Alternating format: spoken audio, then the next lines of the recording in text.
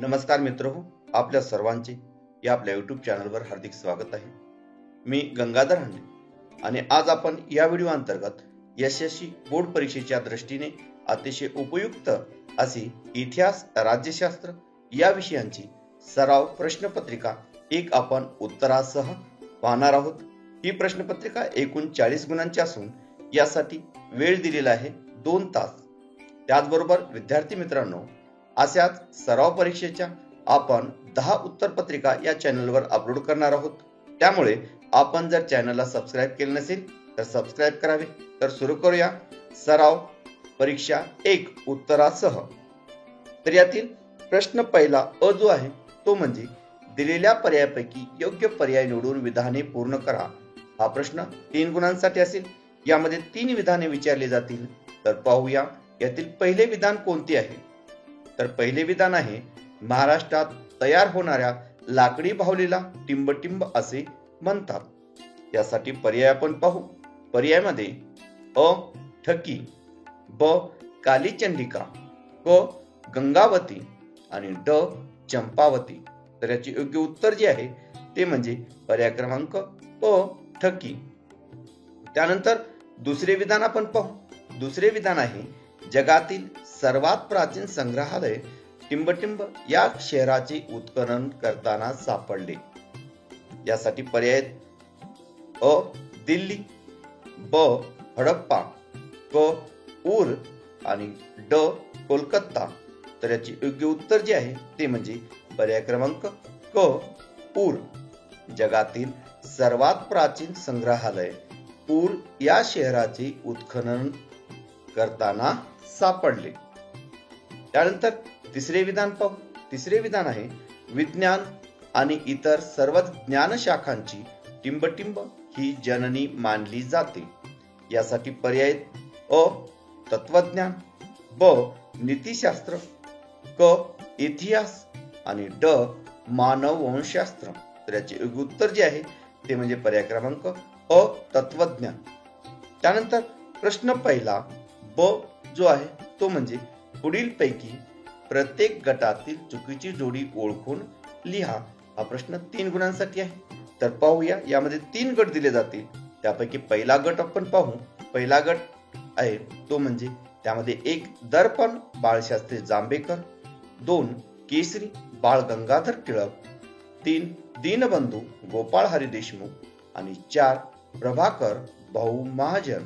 तर यापैकी चुकीची जोडी जी आहे ती म्हणजे दीनबंधू गोपाळ हरी देशमुख. त्यानंतर दुसरा गट आपण पाहू. दुसरा गट आहे लाल किल्ला उदयपूर, त्यानंतर 2 जंतर मंतर जयपूर, त्यानंतर 3 बद्रेश्वर मंदिर तंजावर आणि 4 कॅपिटल कॉम्प्लेक्स चंदीगड. तर यापैकी चुकीची जी जोडी आहे ती म्हणजे जोडी क्रमांक 1 लाल किल्ला उदयपूर. त्यानंतर तिसरा जो गट आहे त्यामध्ये 1 माथेरान थंड हवेचे ठिकाण, 2 ताडोबा लेणी, 3 कोल्हापूर देवस्थान आणि 4 अजिंठा जागतिक वारसा स्थळ. तर यापैकी चुकीची जोडी आहे ती म्हणजे जोडी क्रमांक 2 ताडोबा लेणी. त्यानंतर दुसरा जो प्रश्न आहे, प्रश्न दुसरा अ दिलेली संकल्पना चित्र पूर्ण करा. कोणते 2 आपणास संकल्पना चित्र पूर्ण करावायचे. हा प्रश्न 4 गुणांचा. तर पाहूया पहिले संकल्पना चित्र कोणती आहे. तर पहिले संकल्पना चित्र आहे, भारताचा इतिहास लिहिणारे ब्रिटिश इतिहासकार. भारताचा इतिहास लिहिणारे जे ब्रिटिश इतिहासकार आहेत त्यापैकी 4 इतिहासकारांची आपणास नावे लिहायची आहेत. त्यामध्ये 1 जेम्स मिल, त्यानंतर 2 विल्यम विल्सन हंटर, त्यानंतर 3 जेम्स ग्रँडफ आणि 4 कर्नल टॉड. अशा प्रकारे 4 इतिहासकारांची आपणास नावे लिहायची आहेत. त्यानंतर पुढील संकल्पना चित्र पाहून. पुढील संकल्पना चित्र आहे कोशांच्या मांडणीची वैशिष्ट्य. तर कोशांच्या मांडणीची कोणकोणती वैशिष्ट्ये आहेत ते आपण पाहू. त्यामध्ये 1 अचूकपणा, त्यानंतर 2 नेमकेपणा, त्यानंतर 3 वस्तुनिष्ठता आणि 4 अद्ययावतता. त्यानंतर पुढील जे संकल्पना चित्र आहे ते संकल्पना चित्र आपण पाहू. पुढील संकल्पना चित्र आहे बैठे खेळ. तर अनेक बैठी खेळ आपण माहित आहेत. त्यापैकी कोणते 4 बैठी खेळ आपणास लिहायचे आहेत. त्यामध्ये 1 बुद्धिबळ, त्यानंतर 2 पत्ते, त्यानंतर तिसरे जे बैठी खेळ आहे तो म्हणजे भातुकली आणि चौथा जो बैठी खेळ आहे तो म्हणजे सापशिडी. या व्यतिरिक्त इतरही बैठी खेळ आपण लिहू शकता. त्यानंतर प्रश्न दुसरा ब जो आहे तो म्हणजे थोडक्यात टिपा लिहा. कोणत्या 2 टिपा आपणास सोडवायच्या आहेत. तर पहिली टीप आपण पाहू. पहिली टीप आहे वर्तमानपत्रांचे स्वातंत्र्य संग्रामातील कार्य. तर याचे उत्तर भारतीय स्वातंत्र्य संग्रामाच्या काळात वर्तमानपत्रांनी पुढील कार्य केले.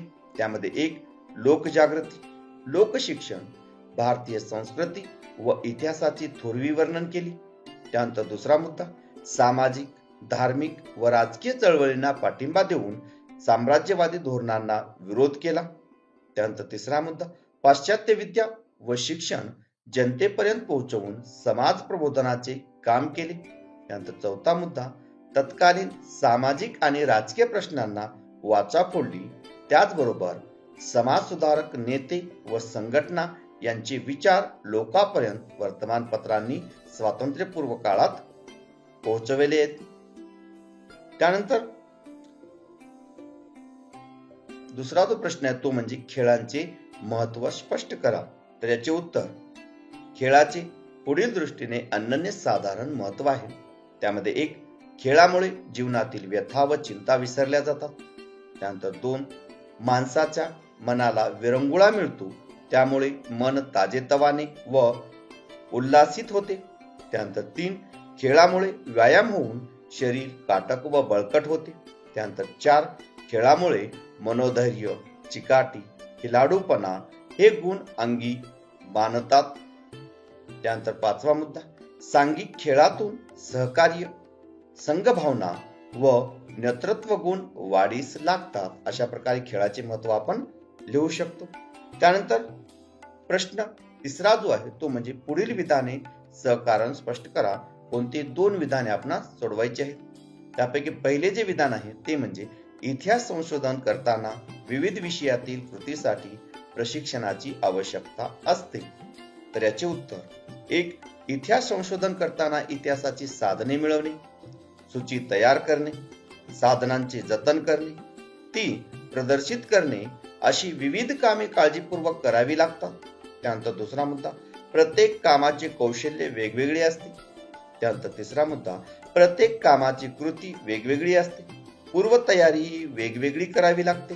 त्यानंतर चौथा मुद्दा या सर्व कृती करताना कोणती सावधानता बाळगली पाहिजे हे माहीत असले पाहिजे. प्रशिक्षणाखेरीज या बाबी कळू शकत नाहीत, म्हणून इतिहास संशोधन करताना विविध विषयामधील कृतीसाठी प्रशिक्षणाची आवश्यकता असते. त्यानंतर दुसरे विधान आपण पाहू. दुसरे विधान आहे व्हॉल्टेयर यांना आधुनिक इतिहास लेखनाचे जनक असे का म्हटले जाते. व्हॉल्टेयर यांना आधुनिक इतिहास लेखनाचे जनक म्हटले जाते. तर याचे जे उत्तर आहे व्हॉल्टेयरच्या मते इतिहास लेखनासाठी 1 वस्तुनिष्ठ सत्य आणि घटनांचा कालक्रम योग्य असायला हवा. त्यानंतर 2 तत्कालीन समाजाच्या परंपरा, शेती, व्यापार व आर्थिक व्यवस्था यांचा विचार होणे आवश्यक आहे. त्यानंतर 3 या त्यांच्या मतामुळे इतिहासाची मांडणी करताना मानवी जीवनाचा सर्वांगीण विचार व्हायला हवा. हा नवीन विचार पुढे आला, म्हणून व्हॉल्टेयर यांना आधुनिक इतिहास लेखनाचे जनक असे म्हटले जाते. त्यानंतर तिसरे जे विधान आहे ते म्हणजे वर्तमानपत्रांना इतिहास या विषयाची गरज पडते. तर याचे उत्तर 1 एखाद्या बातमीचा सविस्तर आढावा घेताना वर्तमानपत्रांना तिचा भूतकाळ शोधावाच लागतो. त्यानंतर दुसरा मुद्दा वर्तमानपत्रात काही सदरे अशी असतात की ती इतिहासावरच आधारलेली असतात. अशा सदरातून भूतकाळातील आर्थिक, सामाजिक, राजकीय घटना समजतात. त्यानंतर तिसरा मुद्दा वृत्तपत्रे भूतकाळातील घटना, युद्धे, नेते आदींची शताब्दी वा 50-75 वर्ष पूर्ण झाल्या निमित्ताने लेख वा विशेष पुरवण्या काढतात. अशा वेळी संबंधित घटनेचा भूतकाळ अभ्यासावा लागतो. त्यानंतर चौथा मुद्दा दिनविशेषासारखी सदरे देतानाही पूर्वीच्या घटना माहिती करून घ्याव्या लागतात, म्हणून वर्तमानपत्रांना इतिहास या विषयाची गरज असते. त्यानंतर चौथे जे विधान आहे ते म्हणजे तंत्रज्ञान इतिहास अभ्यासावा लागतो. चौथा जो प्रश्न आहे तो म्हणजे तंत्रज्ञानाचा इतिहास अभ्यासावा लागतो. तर याचे उत्तर जे आहे त्यामध्ये एक, लाखो वर्षाच्या वाटचालीत मानव प्रगतीच्या प्रत्येक टप्प्यात नवनवीन कौशल्य अवगत करीत गेला. त्यानंतर दोन, दगडापासून हत्यारे तयार करणे, शेतीचे तंत्र अशी वाटचाल करीत तो विज्ञान युगात आला. त्यानंतर तीन, कृषी उत्पादन, वस्तूचे उत्पादन, स्थापत्य, अभियांत्रिकी इत्यादी मध्ये बदल होत गेले. यांत्रिकीकरणामुळे उत्पादन वाढले. ही सर्व प्रगती समजून घेण्यासाठी आपल्याला तंत्रज्ञानाचा इतिहास अभ्यासावा लागतो. त्यानंतर प्रश्न चौथा जो आहे तो म्हणजे दिलेल्या उतार्याचे वाचन करून खालील प्रश्नांची उत्तरे लिहा. हा प्रश्न 4 गुणांसाठी आहे आणि यासाठी हा जो उतारा आहे तो उतारा पाठ क्रमांक 7 खेळ आणि इतिहास या पाठावर आधारित आहे. क्रिकेट सामन्याचे मराठी भाषेतून समालोचन पूर्वी बाळ जगन्नाथ पंडित करत असत. आकाशवाणीवरून हे धावते वर्णन ऐकण्यासाठी लोक जीवाचा कान करत असत. हे समालोचन करताना बाळ पंडित त्या मैदानाचा इतिहास, खेळाडूचा इतिहास, खेळाशी संबंधित असणाऱ्या आठवणी आणि पूर्वीचे विक्रम यांची माहिती देत असत. त्यांना खेळाचे आणि सामन्यात खेळाच्या इतिहासाचे उत्तम ज्ञान असल्यामुळे त्यांचे समालोचन रंजक व्हायचे.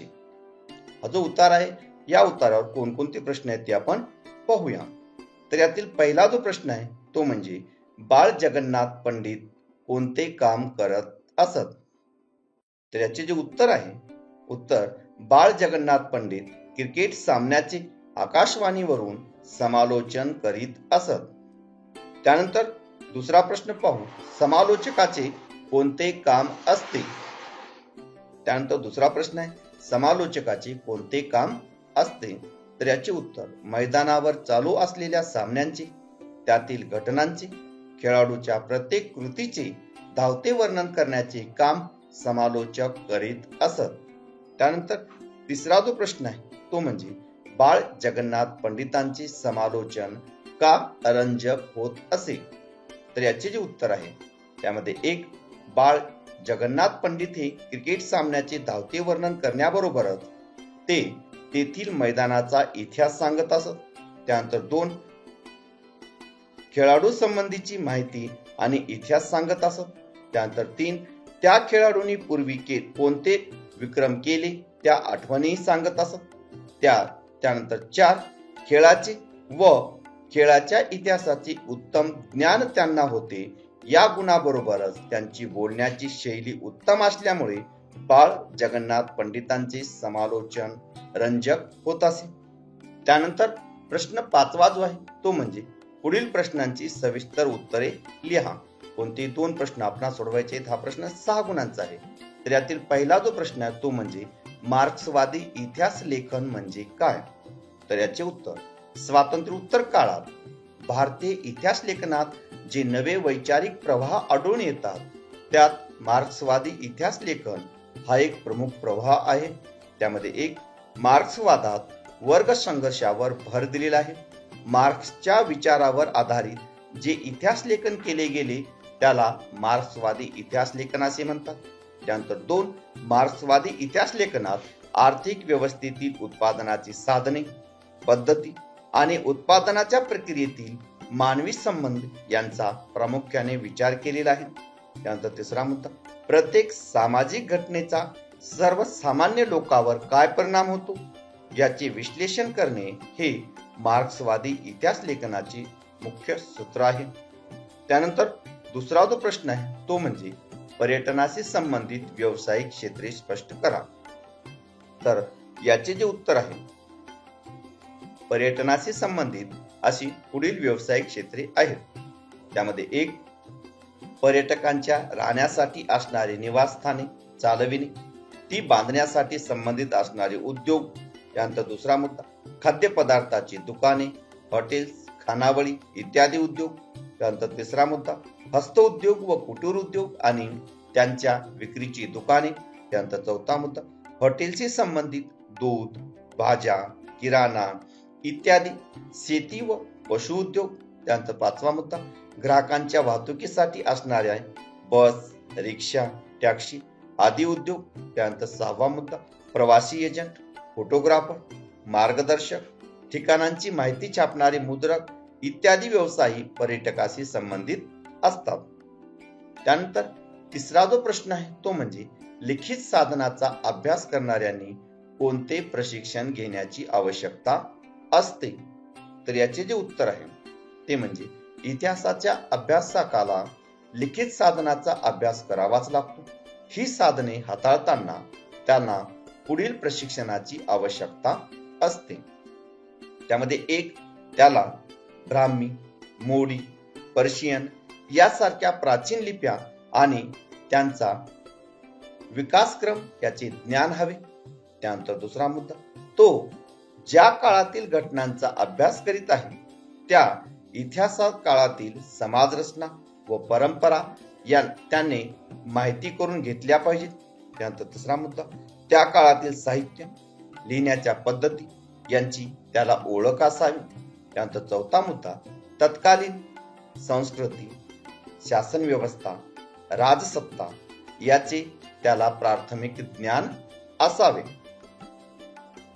त्याचबरोबर पाचवा मुद्दा, तत्कालीन चित्रशैली, शिल्पकला शैली आणि त्यांचा विकासक्रम याचा त्याने अभ्यास केला पाहिजे. त्यानंतर सहावा मुद्दा, जे प्राचीन दस्तऐवज तो हाताळणार आहे त्या कागदाचा प्रकार, शाई व रंग, भृजपत्रे इत्यादी बाबत त्याला माहिती असावी. त्यानंतर सातवा मुद्दा, कोरीव लेखासाठी वापरलेला दगड, स्वरूपाविषयीची माहिती त्याने अवगत केलेली असावी. त्यानंतर आठवा मुद्दा, त्याच्या अभ्यास विषयासंबंधी यापूर्वी झालेल्या संशोधनपर लेखन त्याने वाचलेले असावे. त्यानंतर नववा मुद्दा, दस्तऐवजाची सफाई व संवर्धन यासाठी आवश्यक असणाऱ्या रासायनिक प्रक्रिया व त्यासाठी लागणारी उपकरणे व रसायने याची त्याला माहिती असावी. आणि दहावा जो मुद्दा आहे तो म्हणजे संग्रहालयाच्या दालनामधील प्रदर्शन व्यवस्थापन आणि माहिती तंत्रज्ञान याचे त्याने अभ्यासलेला असावा. त्यानंतर चौथा जो प्रश्न आहे तो म्हणजे भारतातील खेळाच्या साहित्याच्या इतिहासाविषयी माहिती लिहा. तर याचे उत्तर, खेळाशी संबंधित साहित्य ही एक नवी ज्ञान शाखा निर्माण झालेली आहे. भारतात विविध खेळावर विपुल लेखन केले आहे. त्यामध्ये एक, खेळाशी संबंधित अनेक पुस्तके व आत्मचरित्रे प्रसिद्ध झालेली आहेत. खेळाविषयीचे कोश लिहिले जात आहेत. त्यानंतर दोन, व्यायाम या विषयावर स्वतंत्र शब्दकोश तयार झालेले आहेत. मल्लखांबाचा इतिहास प्रकाशित झालेला आहे. त्यानंतर तिसरा मुद्दा, खेळावर लेखन असणारी स्वतंत्र क्रीडा मासिके, पाक्षिके प्रसिद्ध होत असतात. दैनंदिन वृत्तपत्रामध्ये एक वा दोन संपूर्ण पाने क्रीडा जगतासाठी राखून ठेवलेली असतात. त्याचबरोबर चौथा जो मुद्दा आहे तो म्हणजे षटकार नावाचे खेळाला वाहिलेले नियतकालिक पूर्वी प्रसिद्ध होत असे. द्वारकानाथ संजगीर, शिरीष कणेकर, बाळ पंडित असे अनेक लेखक क्रिकेट आणि अन्य खेळावर वृत्तपत्रामधून लेख करीत असत. त्यानंतर पाचवा मुद्दा, इंग्रजी भाषेत तर क्रीडा क्षेत्रावर प्रचंड प्रमाणात लेखन होत असे. अन्य प्रादेशिक भाषांमधूनही क्रीडा लेखन होते. ही सर्व माहिती म्हणजे खेळाच्या साहित्याचा इतिहास असे. त्यानंतर सहावा जो प्रश्न आहे तो म्हणजे दिलेल्या पर्यायापैकी योग्य पर्याय निवडून विधाने पूर्ण करा.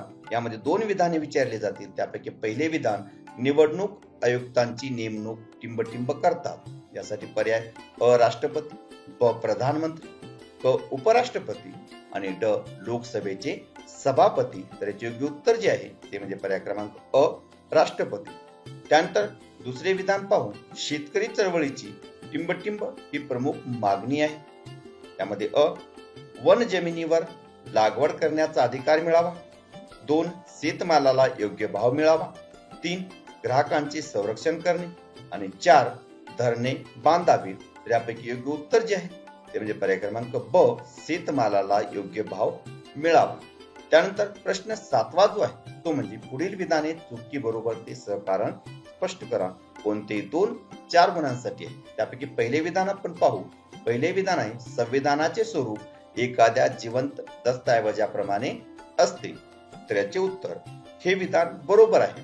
कारण एक संविधान हे लिखित स्वरूपात असले तरी ते ग्रंथात बंद झालेले नसून ते प्रवाही असते. त्यानंतर 2, संविधानात बदलत्या परिस्थितीनुसार बदल करण्याचा अधिकार संसदेला असतो. त्यानंतर 3रा मुद्दा, संविधानाच्या मूलभूत चौकटीला धक्का न लावता जनतेच्या इच्छा पूर्ण करण्यासाठी संसद असे बदल करू शकते. संविधानाच्या या प्रवाही गुणधर्मामुळे त्याचे स्वरूप एखाद्या जिवंत दस्तऐवजाप्रमाणे असते. त्यानंतर दुसरे विधान आपण पाहू. दुसरे विधान आहे राजकीय पक्ष शासन व जनता यांच्यातील दुवा म्हणून काम करतात. तर याचे जे उत्तर आहे हे विधान बरोबर आहे. कारण एक राजकीय पक्ष जनतेच्या मागण्या आणि गाऱ्हाणी शासनापर्यंत पोहोचवण्याचे कार्य करतात. त्यानंतर 2, शासन पक्षामार्फत आपल्या धोरणांची योजनांची माहिती जनतेपर्यंत पोहोचवून त्यांना या कार्यक्रमांना पाठिंबा मिळवतात. त्यानंतर 3, या धोरणावरील जनतेच्या प्रतिक्रिया सरकारला सांगण्याचे कामही राजकीय पक्ष करतात. अशा रीतीने राजकीय पक्ष शासन व जनता यांच्यातील दुवा म्हणून काम करतात. त्यानंतर तिसरे विधान पाहू. तिसरे विधान चळवळीला खंबीर नेतृत्वाची गरज नसते. तर याचे उत्तर हे विधान चूक आहे. कारण एक कोणतीही चळवळ नेतृत्वामुळेच क्रियाशील राहते आणि व्यापक बनते. चळवळीचे यशापयशही खंबीर नेतृत्वावरच अवलंबून असते. त्यानंतर 2, चळवळीचा कार्यक्रम, आंदोलनाची दिशा आणि तीव्रता केव्हा कमी अधिक करावयाची याबाबत खंबीर नेतृत्वच योग्य निर्णय घेऊ शकते. त्यानंतर 3, खंबीर नेतृत्वच लोकांपर्यंत पोहोचवून जनाधार मिळवू शकतो. अशा चळवळीची परिणामकारकता वाढवू शकते. म्हणून चळवळीला खंबीर नेतृत्वाची गरज असते. त्यानंतर प्रश्न 8वा जो आहे 8वा अ, तो म्हणजे पुढील संकल्पना स्पष्ट करा. कोणती एक संकल्पना स्पष्ट करावायची आहे. पहिली संकल्पना पाहू आपण, सत्तेचे विकेंद्रीकरण. तर याचे उत्तर 1, देशाच्या सत्तेचे अनेक प्रकारे विभाजन होणे म्हणजे सत्तेचे विकेंद्रीकरण होय. 2, हुकुमशाही किंवा लष्करशाही सत्ता एका व्यक्तीच्या किंवा गटाच्या हाती केंद्रित झालेली असते. त्यानंतर 3रा मुद्दा, लोकशाही व्यवस्थेत मात्र सत्तेचे केंद्र शासन, राज्य शासन व स्थानिक शासन संस्था यात विभाजन होते. सत्तेचे विकेंद्रीकरण होणे हा लोकशाहीचा गाभा असतो. त्यानंतर 4था मुद्दा, लोकशाही विकेंद्रीकरणामुळे सत्तेच्या गैरवापराला आळा बसतो. तसेच सामान्य जनतेला सत्तेत सहभागी होण्याचा अधिक संधी मिळते आणि खरीखुरी लोकशाही प्रत्यक्षात येते. त्यानंतर दुसरी संकल्पना आपण पाहू. दुसरी संकल्पना आहे आदिवासी चळवळ. तर याचे उत्तर 1, आदिवासी हा प्रारंभापासून जंगल संपत्तीवर उदरनिर्वाह करणारा समाज आहे. त्यानंतर 2, ब्रिटिशांनी आदिवासींच्या जंगल संपत्तीच्या अधिकारावर गदा आणल्याने कोलाम, गौंड, संताळ, मुंडा यासारख्या आदिवासींनी ब्रिटिशांविरुद्ध ठिकठिकाणी उठाव केले. त्यानंतर 3, स्वतंत्र भारतातही आदिवासींनी उदरभरणाचे प्रश्न सुटलेले नाहीत. त्यानंतर 4, वन संपत्तीवरील त्यांचे हक्क, वनातील उत्पादने गोळा करण्याचे व वन जमिनीवर लागवड करण्याचे त्यांचे हक्क मान्य केले जात नाहीत. त्यामुळे अनेक ठिकाणी आदिवासी आंदोलने अद्यापही चालू आहेत. त्यानंतर प्रश्न 8वा ब जो आहे तो म्हणजे दिलेल्या सूचनेनुसार कृती करा. कोणती एक कृती करायची आहे. त्यापैकी पहिला जो आहे पुढील संकल्पनाचे आपणास पूर्ण करावायचे आहे. तर यामध्ये महाराष्ट्रातील प्रादेशिक पक्ष. तर महाराष्ट्रातील कोणते 4 प्रादेशिक पक्ष आपणास लिहायचे. त्यामध्ये 1, शिवसेना. त्यानंतर 2, शेतकरी कामगार पक्ष. त्यानंतर 3, महाराष्ट्र नवनिर्माण सेना आणि 4, समाजवादी पक्ष. या व्यतिरिक्त इतरही प्रादेशिक पक्ष आहेत ते पण आपण लिहू शकता. त्यानंतर दुसरे संकल्पना चित्र आपण पाहू. दुसरे संकल्पना चित्र आहे डॉक्टर राजेंद्रसिंह राणा यांचे कार्य. तर जोहड बांधून जलसंवर्धन. त्यानंतर दुसरा आहे नद्यांची पुनर्जीवन. त्यानंतर तिसरा आहे वन संवर्धन आणि चौथा आहे वन्यजीव संवर्धन. त्यानंतर प्रश्न 9वा जो आहे तो म्हणजे पुढील प्रश्नांची थोडक्यात उत्तरे लिहा. कोणताही एक प्रश्न आपणास सोडवायचा आहे. हा प्रश्न 2 गुणांचा आहे. तर पहिला प्रश्न पाहू. राजकीय पक्षांची ठळक वैशिष्ट्ये स्पष्ट करा. तर उत्तर राजकीय पक्षांची ठळक वैशिष्ट्ये पुढील प्रमाणे आहेत. त्यामध्ये 1 निवडणुकांच्या माध्यमातून सत्ता प्राप्त करणे हे राजकीय पक्षांची मुख्य उद्दिष्ट असते. त्यानंतर 2 प्रत्येक राजकीय पक्षांची विशिष्ट विचारसरणी व धोरण असते. त्यानंतर 3 आपल्या विचारसरणीप्रमाणे प्रत्येक पक्ष आपल्या कार्यक्रमाची अंमलबजावणी करीत असतो. त्यानंतर 4 निवडणुकीत बहुमत मिळवणारा पक्ष सत्ताधारी बनतो, तर अल्पमतातील पक्ष विरोधी पक्ष म्हणून कार्य करतात. त्यानंतर 5 राजकीय पक्ष सरकार व जनता यांच्यातील दुवा म्हणून काम करून जनमताचा पाठिंबा मिळवण्याचा प्रयत्न करतात. त्यानंतर दुसरा जो प्रश्न आहे, दुसरा प्रश्न आपण पाहू. स्वातंत्र्यपूर्व काळात स्त्री चळवळी कोणकोणत्या सुधारणांसाठी लढत होत्या? तर याचे उत्तर स्वातंत्र्यपूर्व काळात पुढील सुधारणांसाठी स्त्री चळवळी लढत होत्या. त्यामध्ये 1 स्त्रियावरील होणारा अन्याय दूर व्हावा म्हणून. त्यानंतर 2 स्त्रियांचे शोषण थांबवून त्यांना सन्मानाने जगता यावे म्हणून. त्यानंतर 3 सार्वजनिक जीवनात स्त्रियांना सन्मानाने जगता यावे.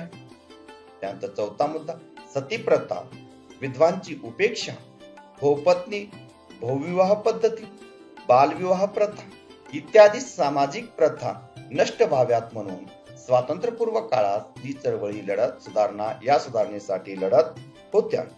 तर मित्रांनो, अशाच प्रकारे नवनवीन व्हिडिओ पाहण्यासाठी चॅनलला नक्कीच सबस्क्राईब करा. धन्यवाद.